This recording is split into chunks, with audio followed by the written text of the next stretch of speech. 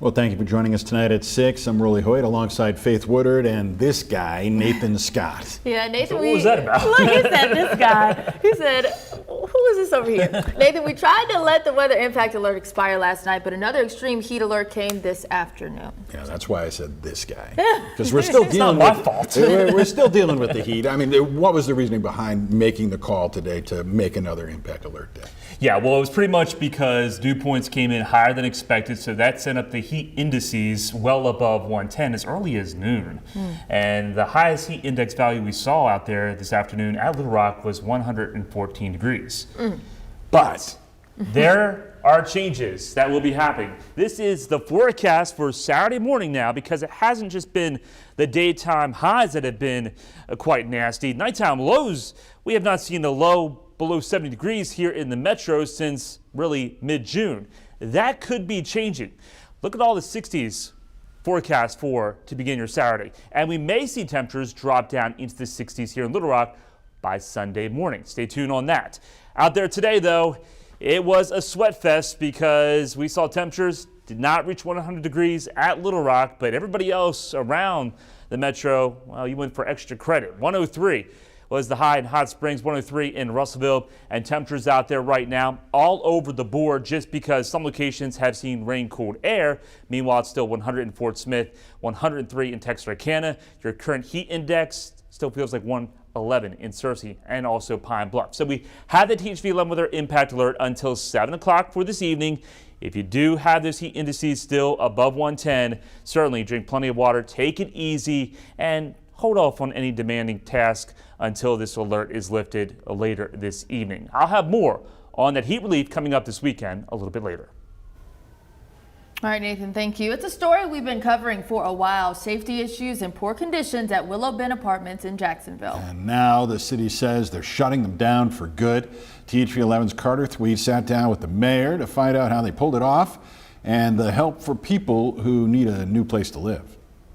Broken windows, unsecured doors, ceilings falling, water leaking throughout units. Those are the conditions that Marissa Barger with Jacksonville PD Code Enforcement saw when touring Willow Ben Apartments on Monday. Code Enforcement then invited Mayor Jeff Elmore to come take a look.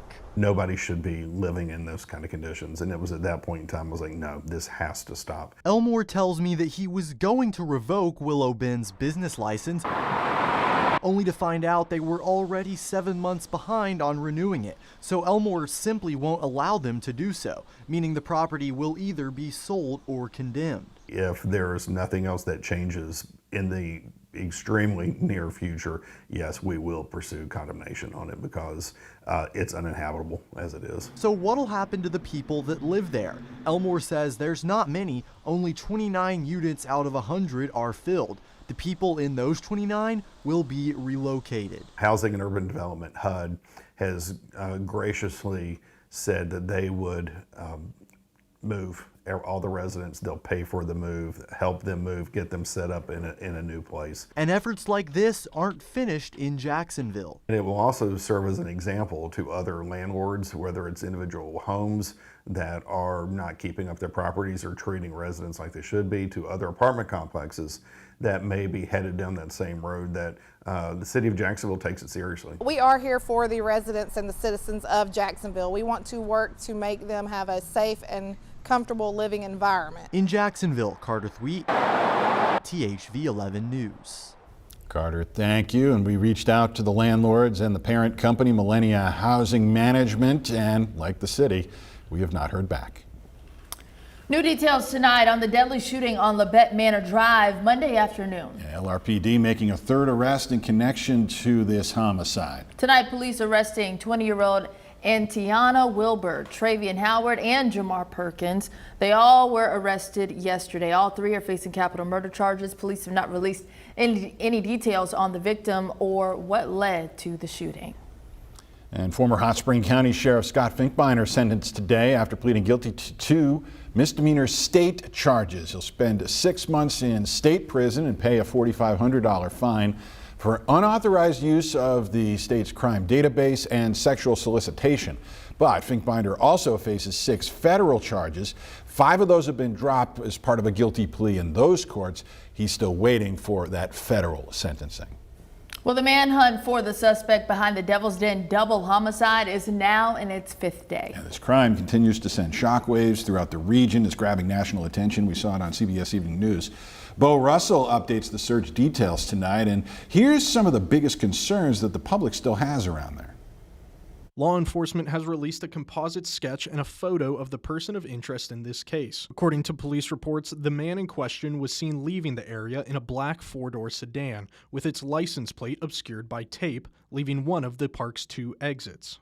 He couldn't have driven maybe 10, 15 miles with that on. It would raise suspicion for law enforcement or even a passerby who had the knowledge to say, wait a second, this gentleman's covering his plate. But at some point, he had to probably pull over, service station of some sort of business, cover his license plate to gain access to this park. A minimal suspect description and victim identification essentially covers the information released by Arkansas State Police in the 5 days since the killings. Many people want to know why troopers haven't said more. It makes me lose hope because, it's Devil's Den, there's no cameras, no service.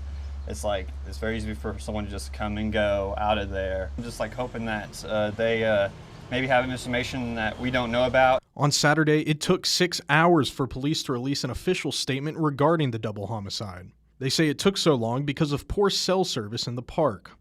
West Fork Police Chief Justin Goggins says information may be slow to get out because of how much law enforcement is having to sort through.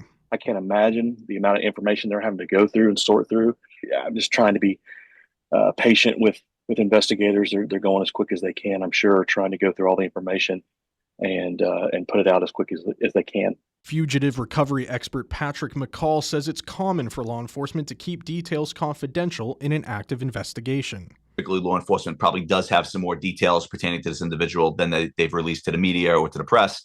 Another concern for many local residents is public safety. Chief Goggins describes this incident as an act of, quote, random violence. That's what appears to be random. Violence is atypical.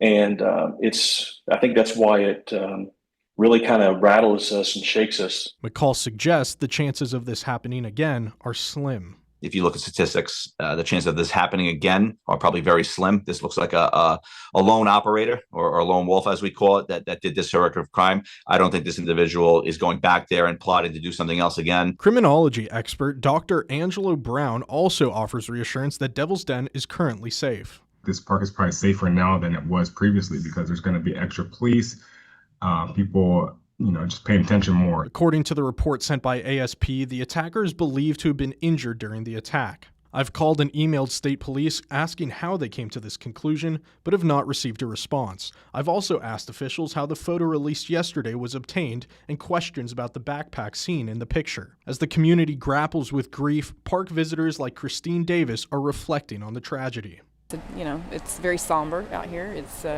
you feel guilty, really, for being here, and your heart goes out to the families. The Brink family has released a statement calling Clinton and Kristen, quote, heroes protecting their little girls. A verified GoFundMe campaign has been launched by family members to assist with funeral expenses and provide for the children. Authorities are urging anyone who visited Devil's Den on Saturday to check their photos or videos for images that might match the suspect and vehicle descriptions. Chief Goggins is stressing the importance of community vigilance.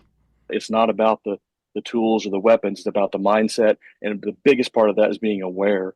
So when you see something that's out of place, and I know it's kind of a catchy saying, see something, say something, but it's absolutely true. Arkansas State Police is asking anyone to send in tips to ASP Troop L.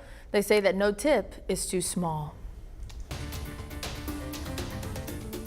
As expected, the Federal Reserve has decided to leave interest rates alone. The decision comes despite ongoing pressure from President Trump to lower rates. Your mortgage rate's going to stay about 6.7%. Auto loans, they're going to be around 10.9%.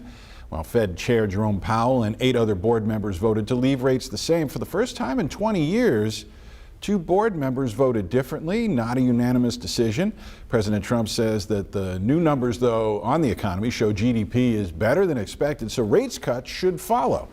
But the Fed says they want to see if the president's tariffs bring a major impact on prices. People are pretty much unable to buy housing because the interest rates are too high. Increased tariffs are pushing up prices in some categories of goods, but their overall effects on economic activity and inflation remain to be seen. Federal Reserve's next rate decision will come in September. Mental health in kids is a growing concern across the country. Today, UAMS and Arkansas Children's Hospital came together to help raise awareness and teach school personnel how to help with students' mental health as the start of the school year nears. By equipping teachers, by equipping pediatricians, we're much more successful in helping them be the front lines of that workforce. We, as a hospital system, want to make sure we're taking care of kids holistically. So we're always looking at how do we take care of their mind and their body collectively. You can help track your kids' mental health at home. Common signs include mood swings, sleep changes, loss of appetite, or suddenly losing interest in activities they once loved. Well, it's been a hot summer out across the entire country. After the break, we take a look at how to make sure your car stays up and running through the heat. And today was the hottest day that we've seen so far this year, with high of 99 at Little Rock, a heat index of 114, but changes are soon to arrive. Look at Friday's forecast. The high 89 and the heat index maybe up to 93.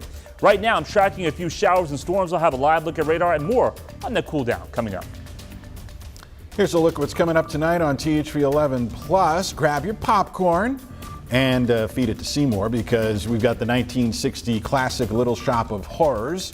That's not the name of the monster. Anyway, you can download the THV 11 Plus app straight to your TV and watch for free.